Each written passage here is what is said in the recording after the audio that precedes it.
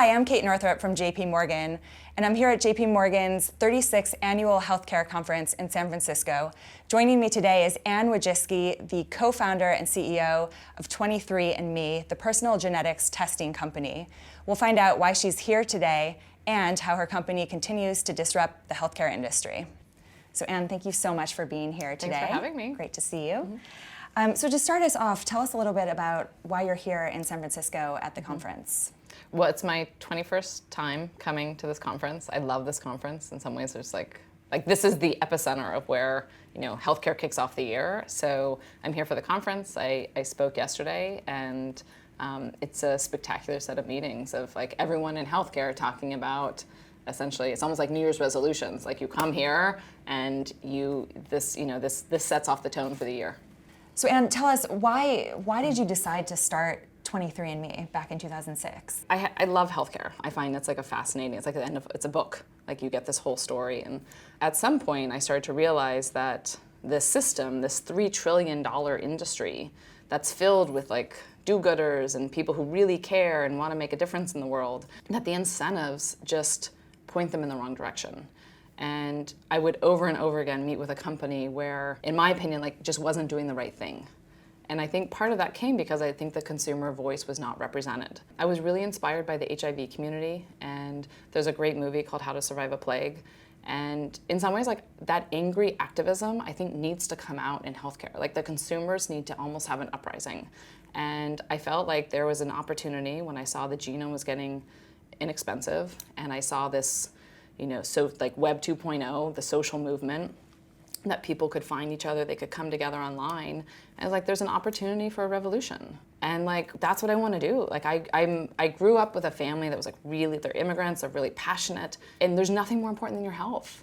And for me to like walk into hospitals and seeing people, in my mind, like not getting what was actually best for them because of a financial incentive, like it just morally didn't sit with me. And so for me, like 23andMe kind of started out of this like passionate anger that like we're going to do what's right for the consumer, and we're going to lead this consumer revolution in healthcare. So 23andMe has been around since 2006 when you co-founded it, and you have now over 3 million users. Tell us a little bit, over the last decade, have people been coming for the more ancestry information or more of the personal health information? Well, I'd say we'd have had quite a ride over 10 years. When we first launched, we had, we were the first people to introduce genetics to people and, to the direct-to-consumer world. And I'd say people really didn't know, like why would you ever want your DNA? And, in the early days, we gave people everything. We gave people the health information, the ancestry, and what we find is that, your DNA is like, it's the digital representation of you. And so at different points in your life, you have different interests. And so at different points, people are really interested in the ancestry. And, if someone in your family ends up being sick, you become really interested in the health. Or if you know that there's a condition, you're interested in the health.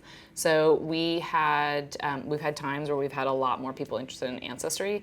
And now that we have some of our FDA authorizations, more and more we have a lot of people seeing the value of what comes with genetic medical information. And so I'd say it's a real balance of almost 50-50 now. And just speaking of the FDA, I know you had to take a step back a little bit and work through that. Can you tell us a little bit about that experience? So in 2013, we got what we, in some ways, I always find fascinating. It's one of the most widely read ever FDA warning letters.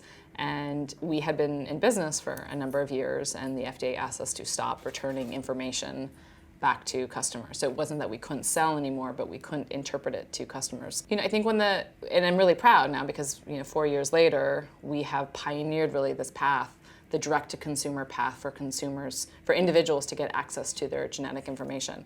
And for me, it was really important to develop a consumer-centric business in healthcare. And for me, if you really want to change, my experience of investing in healthcare companies for 10 years was that it's this B2B business where very rarely does the consumer ever get to have a choice.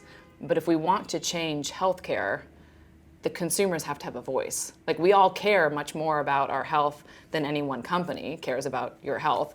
And so if you want to drive change, like, you need to be the change maker. So it was really important for me to work with the FDA and come up with a path for a direct-to-consumer genetic testing product. And so I'm really proud now that we have, a number of authorizations. You can buy 23andMe in a retail, in a pharmacy, at a Walmart or online or on Amazon, and you don't need a physician or a genetic counselor. It's affordable, it's direct access, and it's not through insurance. That sounds fantastic. I think so, yeah. Many of your customers, in fact, 85% of them, opt into the research component, which I know is a very big part of 23andMe. And just recently you launched a new relatively recent study on basically genetic impact on weight, exercise, diet. Tell us about the significance of that. So in 2009, we actually launched what we've originally called 23andWe, which was this idea of crowdsourcing research.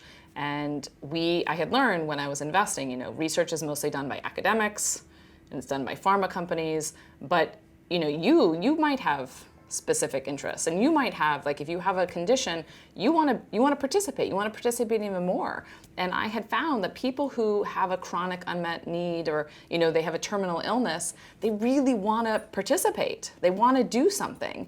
And so the idea here was almost like the Facebook of healthcare, or like the LinkedIn movement. Like, let people come together on their own. Don't just let it be the academics and the pharma and the biotech. Like, we want to participate and we want to do more. And then 23andMe will partner with all those companies to make sure that all that data is being used. So we now have over 3 million customers, 85% consent for research. We ask our customers to fill out surveys. So we're getting ongoing longitudinal data from all of our customers, so we learn a ton about them, and we can do now amazing research. So in the beginning of this year, we launched one of our first interventional studies. So it's a weight loss intervention. So we have 6 arms of the study. We're asking customers to choose one of 3 different weight loss arms, or they get assigned to one of 3 different weight loss arms, and we're looking to see, why do some people lose weight on a low-carb diet? Why do some people lose weight on a low-fat diet? And so we're looking to see, is there a genetic basis to diet and weight loss? So it'll be really fun. And that's the kind of thing also that represents a consumer's interests. There's not necessarily, is there a monetization in that, but what we do is we really represent what consumers are interested in and what impacts your life. And so the consumers get this data, and are you finding that they're changing their behavior because of the data, and how are you tracking that? People want to change their behavior, and I think there's a study that came out of Harvard by Robert Greene, and he actually had looked at our customers, and he saw that over 50% of people were getting their genetic information, and then they wanted to make a behavior change. They go to the doctor, and it was a dead end. And so part of what it really excites me is this partnership between 23andMe and the retail world. Because the reality is, if you want to change your behavior, it's less about your doctor saying, like, hey, you should stop eating this and you exercise more. Like, that's a decision that you make at Walmart. Like, you go and you actually start, like, you buy something, it's like running shoes, aisle 4, yoga mats over here, or, Lululemon has a running club. Like, that's actually how you start to change your behavior. And so more and more we want to help people link up, like, your information, and, like, if you want to change your behavior, here's a community of people who are going to help you change that. And so that's more and more the types of partnerships that we're starting to do. And how are your consumers interacting with each other, if they are interacting? How does that work? We encourage our customers, if you want to share your data, we find it's a very social experience. People are very proud of their Neanderthal status. How much Neanderthal they have. They post on Facebook, they post on social media. One of the things that's fun is, like, it almost destigmatizes genetics. We want people, we want to foster, like, this, like, lovely nerdy interest in science and get people excited about what they're doing, what they're participating in. So we did a study, for instance, on depression, and it was 400,000 people participated in it, and it was widely tweeted by our customers, in part because it was the largest ever depression study, 400,000 people, and we made really significant findings, and people felt a sense of pride about what they had contributed to. So we find that people are contributing, are sharing with each other in terms of the research side, people are sharing in terms of what their own individual results are, and then people love to connect and say, like maybe you and I are related. And so, like, we can only find that out. It's like if you spit and I spit, and then we share. And then maybe we're related. It's fascinating. And it sounds like in a number of cases there may be a fairly large element of surprise where someone finds out that they're related to an uncle that they had no idea about. Do you find that happens quite often? I'd say the number one surprise for people is people almost always show up and they say, I thought I was from, this British family, and I thought I was like, through and through in this community, and I have this diversity. And I think one of the most interesting things that's happening is a redefinition of race. And what does it actually mean to be African American? What does it mean to be Latino? What does it mean to actually be European? Like, the reality is we're all related. Like, every single one of us, there is a global family tree. Like, we all have DNA in common. We all have common ancestors. And so what is that definition of race? And how do you define, like, we're also a hodgepodge. And so I think that's part of what I find is really interesting. That's the most surprising thing I think that people find, is they thought they had this identity, and we really change that sense of identity. And frankly, I think we really change it for the better. Like, people become much more open and look at the world and say, like, wow, I'm a citizen of the world. I'm not necessarily just a citizen of this specific community. And now 23andMe, obviously huge strides in research, and you've also been exploring drug development. Can you talk a little bit more about that and what's on the horizon? When we started the company, part of the goal was to see, could we actually dramatically accelerate the pace of research, meaningful research for consumers? And the idea was, how can we, does data make a difference? And if you start especially with human data, in massive amounts of human data, could I develop drugs more effectively than the industry? And so today, with the 3 million customers that we have and the data points, we have a huge data set on a number of different diseases. So we're looking at that to see, can we actually develop drugs? So we have 8 discoveries that we have moved into the clinic, or not in the clinic, but into research, and we're hoping to keep moving more. And I think it'll be really exciting for our customers to know that because of their contribution, they've been able to have an impact on, a disease area that either affected them or affects someone that they know. It's really interesting. When you think about 23andMe, call it 5 years down the line, 10 years down the line, what does that look like? Like, what I hope, I see us really as like an activist organization for consumer health. And my hope more and more, as we have critical mass of individuals, is that we become, kind of like a loud and angry voice for consumer rights and healthcare and driving change. So for instance, we just had a discussion earlier about medical records, being able for you to get access to your medical record, being able for you to actually be the point person in your healthcare. Like, what else can you, do you really need to go to a physician to get a blood test? I know I go and I get regular thyroid tests. Why do I always need a physician order? So I think what I see our role as is we're really passionate about consumer rights in healthcare, and making you more and more in control of yourself. And I draw a similarity, it's almost like the wall coming down in communism, that healthcare is right now regulated by you have a figure who makes decisions for you, and as that wall comes down, more and more you're in charge, and that's what we're advocating for. We're advocating for that kind of world, and so I see a whole new world emerging. Consumer empowerment. Correct. So you've been a leading CEO for some time now, a leading female CEO, particularly in a space, technology, healthcare, that's been more male-dominated.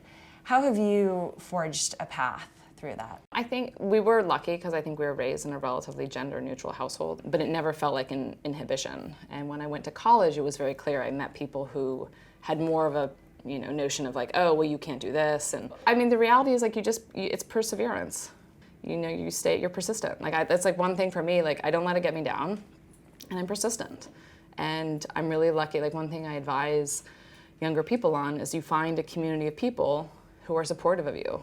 And I've said in the past, there's men, there's women, and you just try to work with men and women. And when you find that community, there's both genders can be super supportive. And for me, I've never been afraid of quitting, and quitting a job or and saying this is not the right environment for me. I'm going to find a better environment. And so it's I've been lucky. I've worked with some really great people. It's all about the environment that you've kind of grown up in that gives you that confidence, and gives you the confidence to persevere.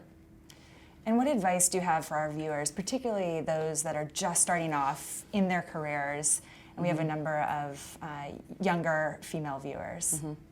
I always advise people, like I'm really lucky, and I look at my sisters, like we're all lucky that we do what we love.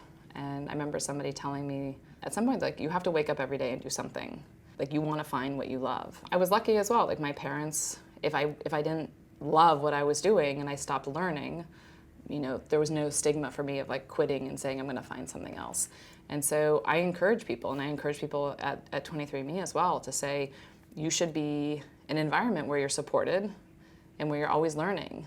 And if I can't provide you the opportunity to keep learning, it's not the right opportunity then. Like, you want to keep learning all the time. And I'm a huge believer that everyone's great at something.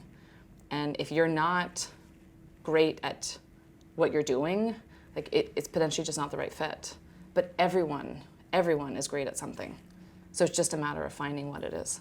And as the CEO of 23andMe, how do you inspire your team? By believing them. I believe in their potential. I have a really phenomenal group of people who are really capable, and it doesn't all, like, we have conflict and things, like we make mistakes and things don't always go right, but fundamentally I trust them. Like, when you're trusted, I think people rise to the occasion. And I love, like it's a partnership. I never see like people work for me, like we're partners. And we have this amazing machine that is like really transforming healthcare.